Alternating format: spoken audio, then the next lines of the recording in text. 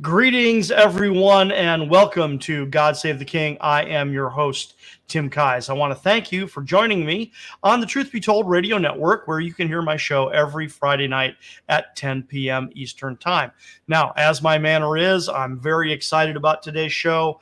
We've got some really great stuff to share with you today. Today, we're going to be looking at pattern recognition in the prophetic process, part 5. And today, we're going to focus on our response to the wound. Now, we'll get more into that in just 1 second.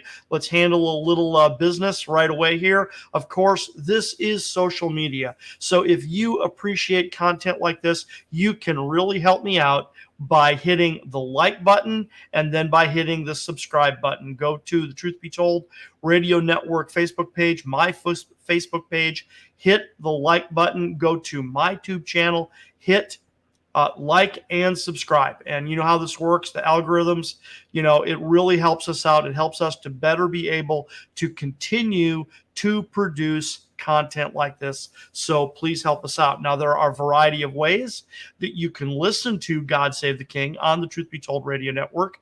You can go directly to the Truth Be Told Radio Network website and just click on the big Listen Now button. And that means you can not only hear my show, but all the great shows that are on the Truth Be Told Radio Network.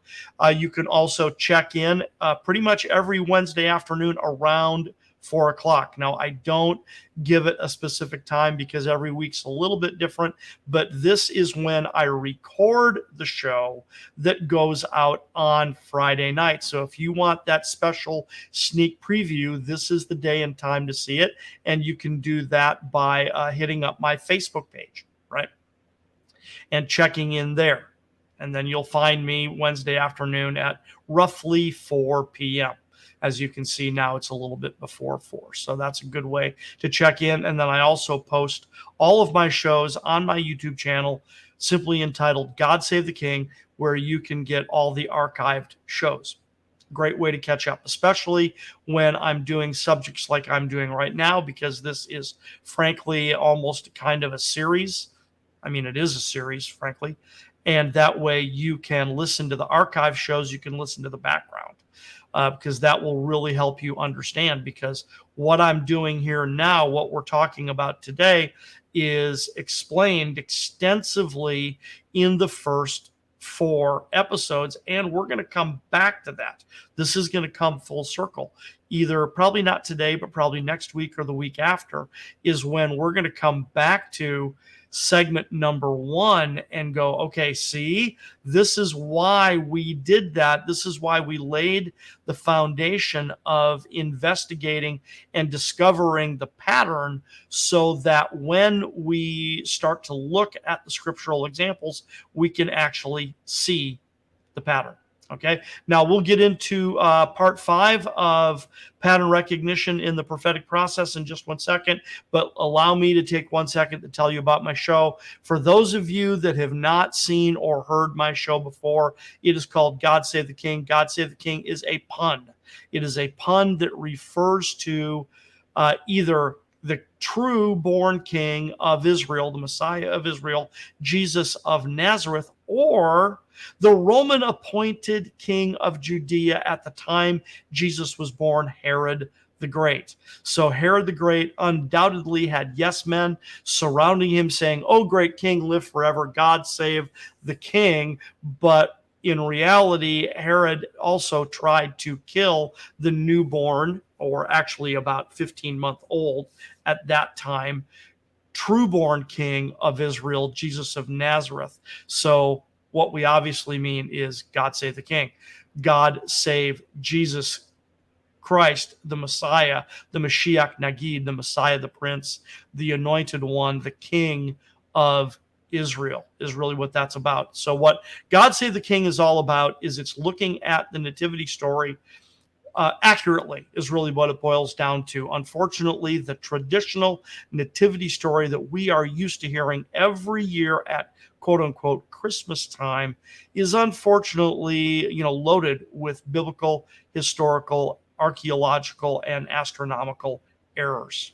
Sorry, don't mean to burst your bubble, but there it is. So what God Save the King is devoted to is retelling the nativity story the way it really happened. And this shouldn't come as a great surprise to anyone, because if you look at any significant historical event, if you watch a documentary on Wyatt Earp and the Battle of OK Corral, or William Wallace and the Battle of Stirling Bridge, within the first 5 to 10 minutes of the show, you're going to have either the host himself or a content expert say, the legend goes like this, XYZ, but the truth is a little more like this, ABC.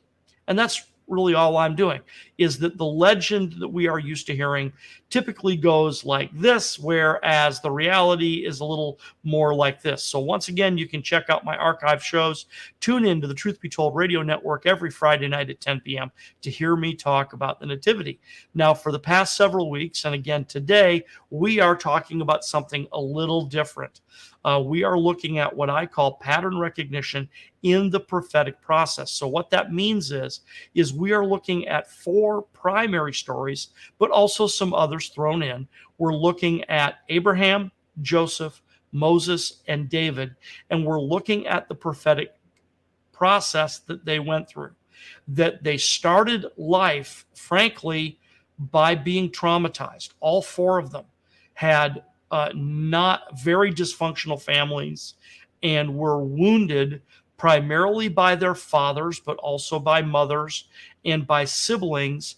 And then there's this process that God engages in to rescue us from the specific wound that we received. And he intervenes by giving us a prophetic promise, but then also by inviting us into a process, onto a journey that then repairs that wound and repairs the breach between us and God. So please check out the first 4 episodes, the last 4 weeks, parts 1, 2, 3, and 4 of pattern recognition in the prophetic process to get you a running start. Now, today, what we're going to look at primarily is how we respond to the wound.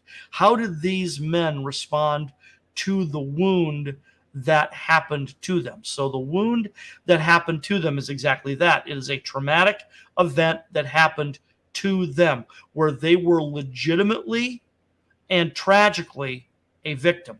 But not, and that happens to us too, right? All of us can look at our own story, look back at our childhood or our adolescence or our young adulthood or all of the above and say, yep, see, that is what happened to me. I had no control over it. I had no power to stop it. I did not have the tools to overcome it at the time. Therefore, it was a trauma that happened to me. But the problem here is that we can, even if and when we don't have the tools and we don't know how to respond, you can't not respond. So unfortunately, this is part of the wound. This is part of our fallen nature, is that we will then respond out of our fallen nature. And unfortunately, what that does is it just makes matters worse. And today we're going to look at that in the prophetic process with Abraham, Joseph, Moses, and David, and maybe 1 or 2 more. Okay.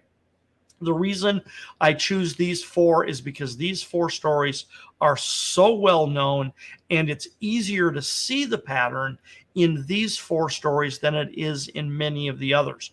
But it's there. Believe me, you can find it. You can find this same pattern in Adam and Eve. You can find this same pattern in the Apostle Paul. You can find this same pattern in John the Baptist. And you can find this same pattern, frankly, in Jesus of Nazareth himself. So here's a super fast review of what we've covered so far. So number 1, it all starts with what the Bible labels shame. Shame is the natural consequence of our separation from God. And what it results in is it results in a traumatic and distinctive identity an existential crisis. Because when you think about it, we were created by God to be eternal and to be eternally in vital relationship with God. So therefore, if we were to properly be in vital eternal relationship with God, we wouldn't have an identity crisis and we wouldn't have an existential crisis. So therefore, it is the natural consequence of our of our separation from God that we enter into a massive identity and existential crisis. Now, as I just mentioned a moment ago, the problem is that we can't not respond. We are going to respond whether we know how to or not, whether we have the proper tools to respond or not. So what we do is we invent a plan for quote unquote saving ourselves, for resolving this identity crisis, for resolving this existential crisis. We invent a plan to save ourselves. Now, the air quotes there are because we won't necessarily call it this, and we certainly won't even necessarily think of it this way, but this is what it is it's a way of saving ourselves, because to live with a perpetual identity and existential crisis is just going to re-traumatize us all over again, right? Which that's a big part of the problem. It's what we do is we re-traumatize ourselves. So what we do is we invent a plan to save ourselves. It is a false form of salvation. Now, once again, we won't think of it that way. We won't call it that, but that is what it is theologically, right? And what we do is we invent a false persona, a false identity, a false self that we present to the world. We invent a false narrative or a false story to go with the false self, and then we invent a false methodology, a false method by which to carry out our plan, and then last but certainly not least, we invent a false meaning that we attach to the outcome of our false self, false narrative, and false methodology. And this is all wrapped up in the fig leaves that Adam and Eve used to make coverings for themselves. Before the fall, they were naked and not ashamed. After the fall, they were naked, but now they were aware. They're conscious, they're self-conscious.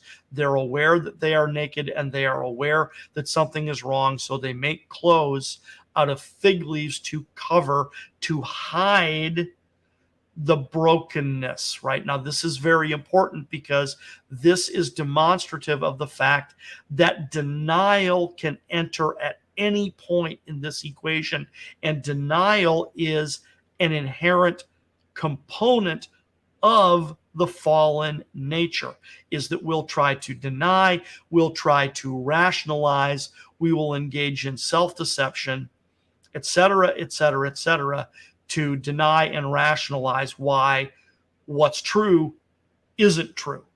We'll try to rationalize it away. We'll try to deny it. But the problem is, here we go, that we live in and around and among other broken, wounded, dysfunctional people, which means we will hurt others and others will hurt us. And especially this comes at the hands of our caregivers, our siblings, our parents, our mother, but primarily our father. Now, this is important because this is also tied into why Jesus revealed God as Father, and why through the entire book of Genesis, there's all this emphasis put on the generations. Now, generations does mean lineage, but more importantly, the Hebrew word there, toledot really means what someone generates. If you think about the biblical word to beget, right? Adam begot Seth, who begot Cainan, who begot Enosh, who begot, did I get that order right? Adam, Seth, I think it's Enosh. Adam, Seth, Enosh, Cainan, right? Mahalalel. Adam begot Seth, Seth begot Enosh, Enosh begot Cainan, Cainan begot Mahalalel, Mahalalel begot Jared, Jared begot Enoch, Enoch begot Methuselah, Methuselah begot Lamech, Lamech begot Noah. It's what and who you generate is a big deal, and that plays a big deal, see, in the identity crisis, right? Because ultimately we are all children of God. We are all sons of God because we are all descended from Adam. So it's this beget, this generate, this generations notion plays a lot in our identity. So when we get hurt by our father, who is responsible for our identity, right? I am Tim, son of Ralph, son of Claude, right? See, that's who I am. My father is responsible for my identity. But when your father wounds you, right? When your father wounds you by rejecting you and by telling you that you are worthless, you're just worthless, good for nothing. Wow. See, that's an attack on your identity. And ultimately, it's an attack on your value. See, you are worthless. Rejection is an attack on your identity. It's an attack on who you are, and it's an attack on your value. It really boils down to worthlessness. And that's something we're going to come back to over and over. And then also, I need to mention this to get it in there. Another key component of this is either the legitimate inability or the perceived inability to do anything about it. That is powerlessness.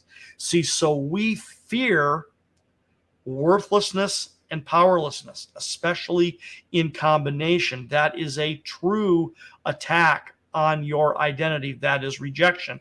And then on top of that comes abandonment. And abandonment can be either physical and or emotional abandonment. Abandonment means someone who had the responsibility for oversight, okay? Someone who has a responsibility for oversight. Think of a sentry abandoning his post. Abandons it. They do not perform their duty or their responsibility. They abandon that responsibility, but then the person who was to be overseen, we're the one who suffers. We are the one who gets victimized. And then that victimization, see, back when we were young, it was legitimate. But what we're going to talk about today is how we respond to it, where we re-victimize ourselves. See, so abandonment is rejection on steroids, right? Whereas rejection attacks who you are and tells you you are worthless, etc. Abandonment adds the extra factor of now the existential crisis, because if you were abandoned when you were very young, as a newborn, for example, which is what happened to me, right? Abandoned as a newborn, then what happens is internally you can't help but freak out and be traumatized because your existence is threatened. Your existence is threatened. See, and once we are aware, see, this is getting into quantum physics, which is what we're going to talk about later on, not today, but down the road. We're going to talk about quantum physics, because that's the challenge. Is once you become aware, once you become conscious, how do you understand identity and existence? And how do you understand the end of consciousness or existence? That's terrifying. That's terrifying to think that I would one day cease to exist, that there just won't be anything at all, which is why philosophy and religions all around the world, and the Bible in particular, we have these stories about life after death and things like that. So I'm kind of getting on a rabbit trail here. It's not really my intention, but let's wrap up our quick review, because the tragedy and the irony of living in shame and then having the wound heaped on top of it is that we cannot help but, quote unquote, do something. We have to do something. We can't just sit there and do nothing, because doing nothing means an end of our identity and an end of our existence. So we got to do something to try to save ourselves. See, there we go. We have to try to save ourselves.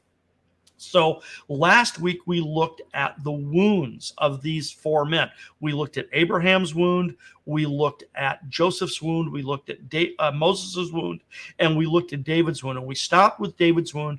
We only looked at that very briefly.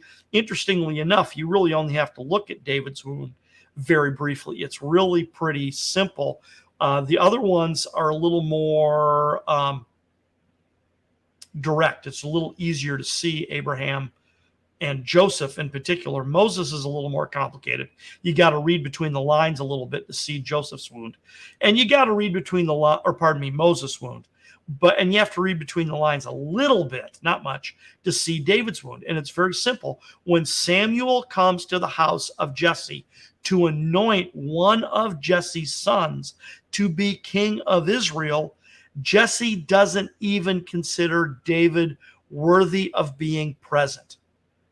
He marches out his other 7 sons. And, when they start at the top and work down, the first son, the eldest son is, see, Samuel, it says, even thought, oh, the Lord's anointed is here. But then the Lord said, no, that's not him. Do not look upon the external conditions. Do not look upon the external factors. This is not the Lord's anointed. It doesn't matter if he's taller, bigger, smarter, better looking, etc. This isn't him, right? So Samuel goes down the line, the first 7 of Jesse's 8 sons, and the Lord doesn't pick any of them, right? And that's because, and then part of the story, see, of course, is that Jesse doesn't consider David even worthy of being present. What does that say about Jesse's opinion of David? He's worthless. He's only good for watching the sheep. He's never going to amount to anything. You're never going to amount to anything. You're just worthless. The only thing you're ever going to be good for, right, is watching the sheep, right? And that reminded me, as I was doing that, I was reminded of the the movie version of Lord of the Rings, and the scene where Denethor, the steward of Gondor, is having a conversation with Boromir, right, about Faramir, and Boromir is trying to defend Faramir, right, but Denethor only considers Boromir to be worthy because such a mighty man is he. And then when he talks about Faramir, he says, I know Faramir's uses and they are few. See, there it is. So now, see, there's the father wound. Oh, big time. Boromir's got his father's favor all day long, but Faramir doesn't. See? And Boromir is the one who tries to take the ring, right? Faramir lets Frodo go, but Boromir tries to take the ring. So, man, the symbolism, it's right there. It's right stinking there, right in front of us. So, but yeah, so David's wound is that Jesse apparently just considers him insignificant. So now what I want to get into, however, is our response. Because like I said, we can't help but respond to the wound. See, now we respond to the wound the same way we respond to shame. It's just that now it's going to be amplified. Okay, it's going to be amplified. We're going to do the exact same thing we did before. We're just going to do it, frankly, worse. We are going to make our situation worse because what we're going to do is, in response to the wound, we are going to invent a false persona, a false self, right? We are going to invent a false narrative, a story that goes along with the false self. We're going to invent a plan of action, a method or a methodology that we are going to use to save ourselves. And then we are going to attach a meaning to the outcome. We're going to attach a meaning to the outcome. And so what it really boils down to is the formula looks like this. We'll come back here in a second. I want to share a couple of other things. Is that when I ABC, then I will XYZ. So you got to fill in the blanks, right? So the ABC is when I either achieve something or acquire something, then I will XYZ, and XYZ is then I will be accepted, or I will be affirmed, or I will be validated, or I will be vindicated, right? So what it is when I acquire something or when I achieve something. So what I acquire or what I achieve could very easily be when I get an education, when I graduate from college, right? Or when I get that dream job, right? So if your father says you're worthless and good for nothing, right? Then see, all you do is wind up working in the coal mines, see, your entire life, when in reality you are the proverbial rocket scientist, right? See, so there's a story, if you know which movie I'm referring to, that when I accomplish something, right? When I get that education, when I get that dream job, when I get that trophy spouse, that trophy husband or trophy wife, when I get a house, when I get children, when I write a bestseller, when I record a gold record, when I hit Fortune 500, see, then I will be, or I will feel validated, vindicated, accepted, approved, loved, etc., etc., etc. That is the false plan of salvation, that when I do this thing, then I will get this thing, right? That is how we respond to the wound. Now, let me share this, because there's other things woven into this, okay?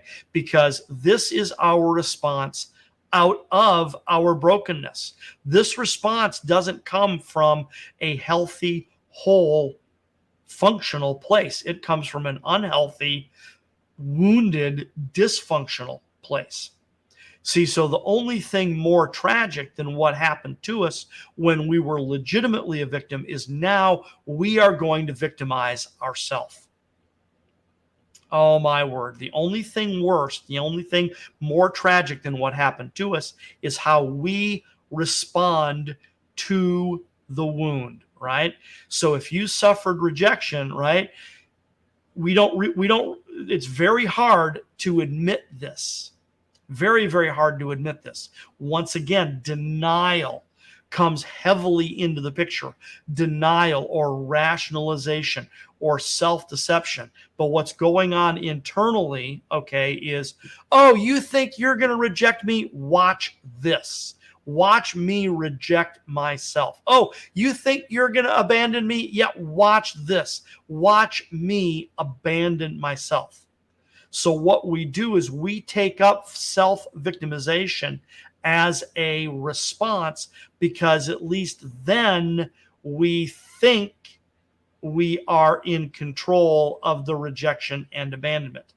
We're not really in control of it, but that's what we do, is we take it up and we wreck our lives repeatedly by re-victimizing ourselves because of the false persona, the false narrative, the false method, and then the false meaning that we attach to it. That anytime we act or react out of that wounded, dysfunctional, broken place, it is a guarantee you're going to re-victimize yourself. You are going to make it worse. And then once again, remember, denial is a key component. Denial is a key component of our brokenness and of our dysfunction. So we'll do it, and then we'll deny that we did it.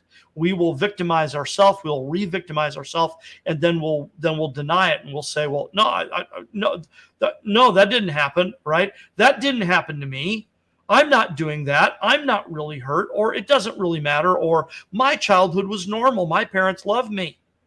Yeah, right. See, so that is why Oh my word. That's why God has to crucify the old man. He has to crucify the false self. Now that's later. Okay. So let's go back here and let's look at these men's wound and see what their response would be. See, now this is pattern recognition.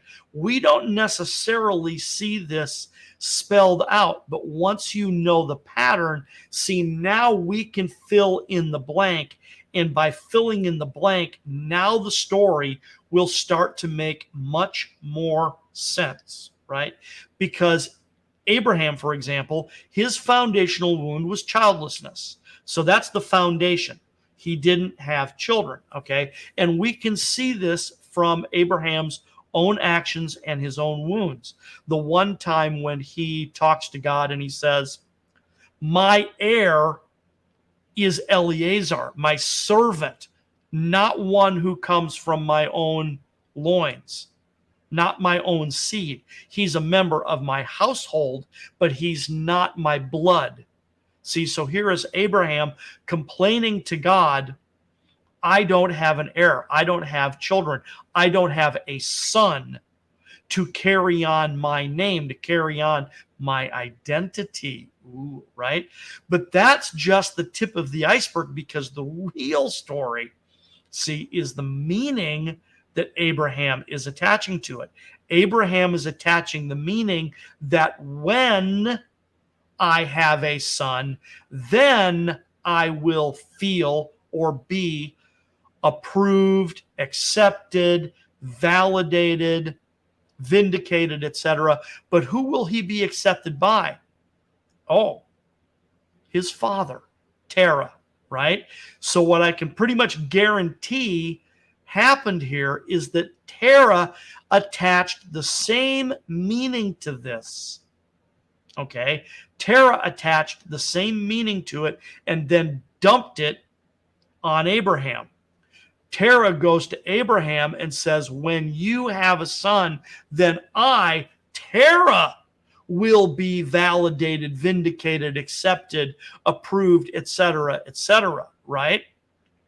See, and this is part of the tragedy, and I believe it's the case in every one of these, whether it is explicit or implicit, is that fathers tend to dump their fear on their children, and in this case, in these cases in scripture, on their sons. They dump their fear, right? My dad did it to me. My dad dumped all his fear into me. His fear that I would never make it as a professional musician, right? Because he didn't. See? So he dumped all that fear into me, right? And in order to honor my father, see, I had to obey his declaration, which is, you're never going to amount to anything. You're never going to make it as a professional musician. Now, I did. Okay. I did. I did make it as a professional musician for quite some time. I earned my living as a professional musician, but it was never the ultimate, right? I never got the gold record, or anything like that. I'm certainly not a household name or anything of that nature, which would have been part of the false persona and part of the false narrative that I would have invented for myself, and that I did, and that I entertained that false self and that false narrative for quite some time. Was, I'm going to be a rock star. I'm going to be a rock star, and I'm going to have a hit record, and I'm going to show him. And when I have that hit record and I'm number, in the top 10 on the pop charts, and I get that gold record and I get that Grammy award, see, then I will amount to something. Then I'll show him, right? See, so that's what's going on here as well, is that Terah has dumped all of his fear into Abraham. See, because Terah lost a child. If you read the record carefully in Genesis 11, Terah lost a son. Ooh, see, so that's see, there's the fear, right? So now he's dumping all that fear into Abraham. See, because that son couldn't, oh, here it is, right? that son could no longer inherit, right? Therefore, one of Terah's sons has to inherit. Okay, and I think the son that died was Nahor, if I have that right. Okay, you can always look it up. If I'm not right, feel free to comment in the comment section so that we can correct it on air. But I'm pretty sure it was his son Nahor that died, and then Nahor was the father of Lot, right? Okay, so what this means is that Terah has to name Abram at that time, has to name Abram his heir, not Nahor. Ooh, right? But Nahor had Lot, but Abram doesn't have kids. So Terah's freaked out because, well, I can appoint Abram my heir, but Abram doesn't have any children, which means it's not going to continue. See, so there's Terah's fear. And he dumps all that fear into Abraham, saying, well, you got to have kids. See, because if I make you my heir and then you don't have kids, then see, our lineage stops right there. See? And what does that say about Lot? That means that, Terah didn't think much of Lot. Okay, right? Didn't think much of him. So this is really provocative because it helps us see into the father wound and the mother wound, right? The mother wound goes right along with this, and your siblings and your coaches and your teachers and anybody who can speak into your life with any kind of authority, right? Oftentimes, the mantra of, pardon me, air quotes here, the mantra of, I just want a better life for my children, is actually rooted and grounded in fear and in the parent getting validation when their children succeed. Let me say that again. Oftentimes, pardon me, oftentimes the I only want a better life for my children mantra is actually rooted and grounded in the parent's fear, and then in the parent getting validation and approval and affection and everything when their children succeed. Because they didn't succeed, they failed, pardon me, and then that's why they dump it on their children, is to get their children to succeed. So now they can live vicariously through their children. So now Abraham's wound response, Abraham's specific wound response, therefore would have been, when I have a son, then I will have the approval of my father, and I will also approve of myself. See, because Abraham is stuck in the false persona, the false narrative, the false methodology, and the false meaning. See, this is the false meaning. When I have a son, then I will have the approval of my father. He's attaching a meaning to the outcome. See, and then he can also feel good about himself. He can He can approve of himself. See, so this is Abraham's wound response. When I have a son, see, and here it is. This is the false narrative. This is the false persona, narrative, method, and meaning attached to an outcome, all wrapped up into one. When I have a son, then I will have the approval of my father, and I can also approve of myself. See, there it is. Now let's move on to Joseph. Now, Joseph, we know, remember from last time, okay, the foundation of Joseph's wound is that his brothers hated him. They hated him. Now, this, however, the fact that his brothers wanted to kill him, quote unquote, is a kind of divine spotlight on the story, because if they wanted to kill him, that goes way beyond any just, what's the word I want to use? Garden variety animosity. Okay, we all have garden variety animosity with our siblings at times, right? But how often do we want to kill our siblings? Good Lord. So the fact that Joseph's brothers wanted to kill him is a kind of divine highlighter or divine spotlight that's being shined on this story. Now so that's the basic wound, is that his brothers hated him, right? And if you knew no more than that, that would be enough. His brothers hate him enough to want to kill him. That would be enough, but there's more. See, and that's why the pattern recognition is that now that we know what the pattern is and what we should look for, now we can fill in these blanks, because this hatred is compounded by their father's treatment of both Joseph and his brothers. So just like Terah and Abraham, what is Jacob's fear that he is pouring into all of his children, right? Because even though Joseph is the recipient of unrestricted favoritism and his brothers get the breadcrumbs if they get anything, right? I guarantee you Jacob is pouring his fear into, right, his sons, including Joseph. But part of the point here is that Jacob clearly approves of Joseph, but does not approve of his brothers. Therefore, he is grooming Joseph to be his heir, even though he's one of the youngest children. So he's grooming him to be his heir, and therefore the head of the family and the head of the family business.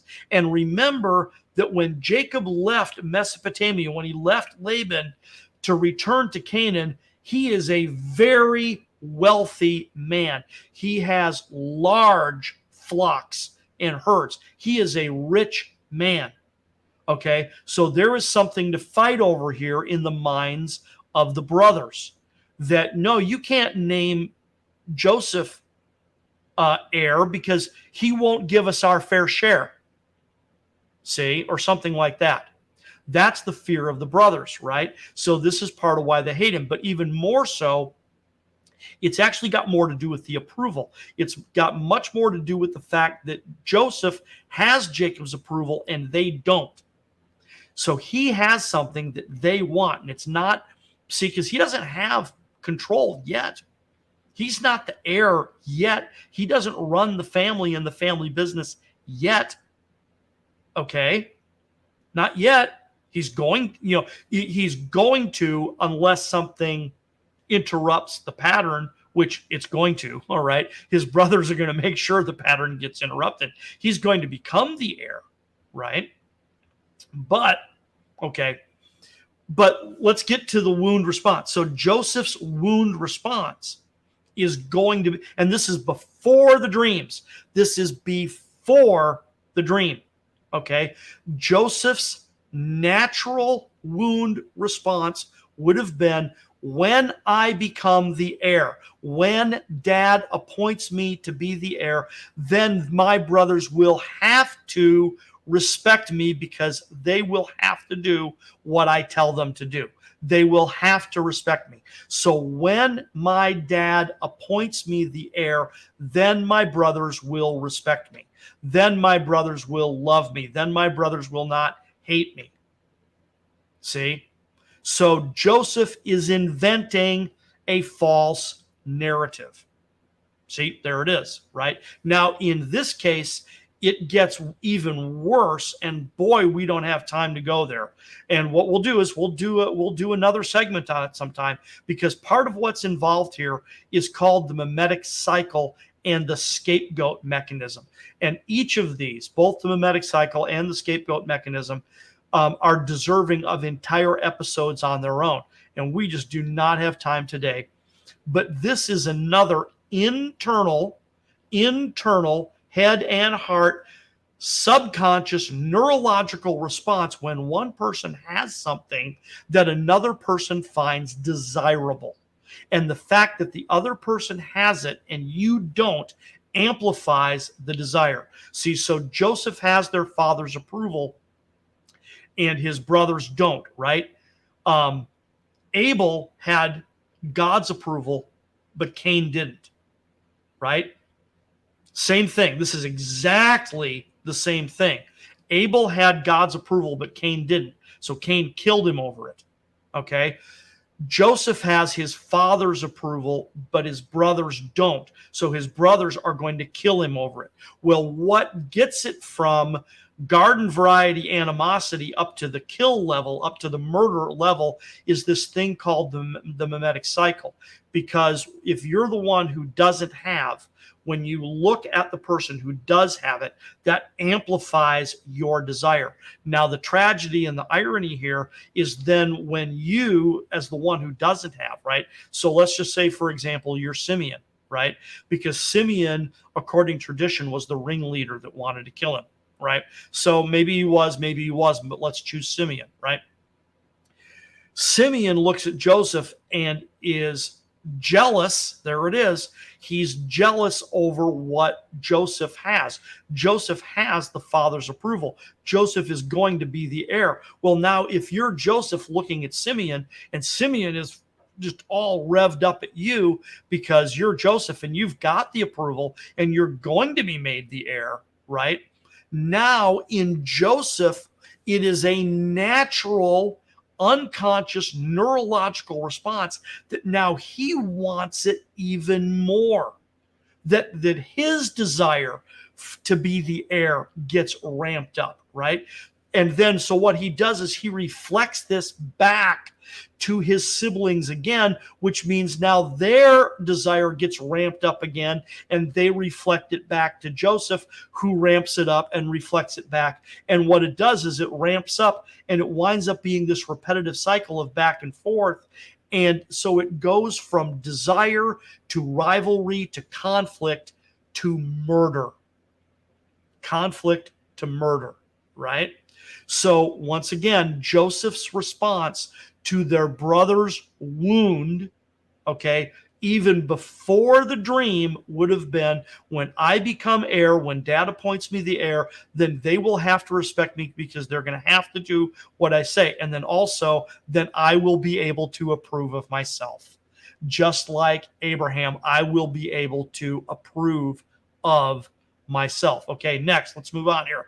Let's keep moving. Okay, so now Moses would have had a massive identity crisis demonstrated by the fact that he does not name his father and mother when he introduces them in Genesis chapter 2, right? He doesn't use their names. He doesn't mention his father at all until later on. And then when he does mention his father, it's not in a positive light.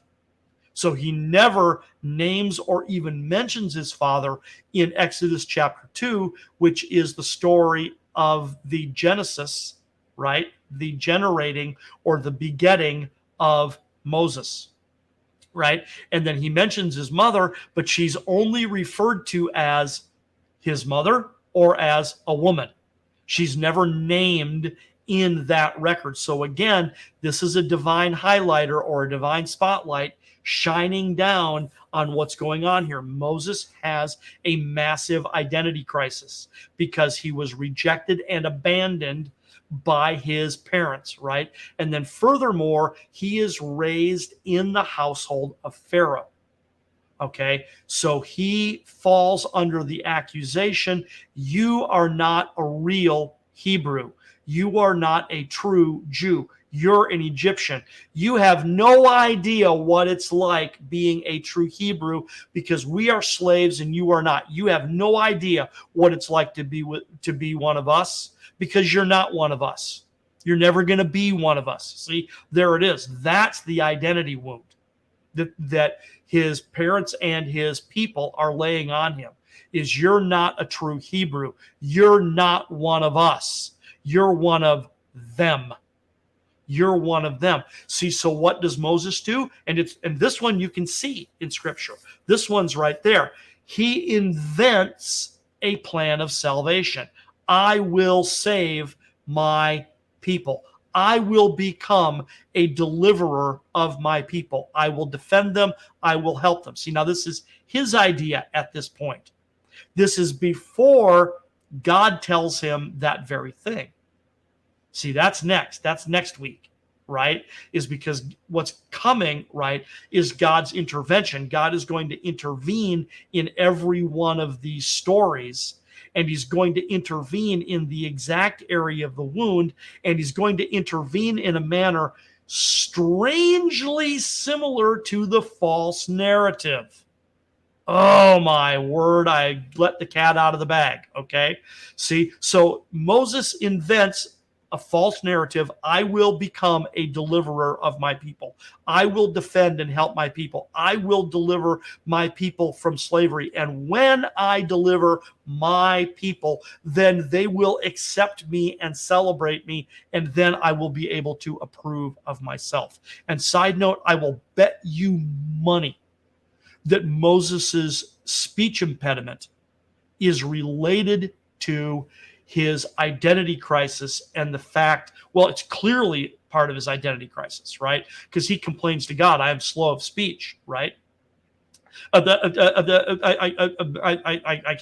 can't speak well. You can't send me before Pharaoh because see, that's not who I am. See, Moses' speech impediment, his stutter or whatever it was, right? And I'm not making fun of it. This is real.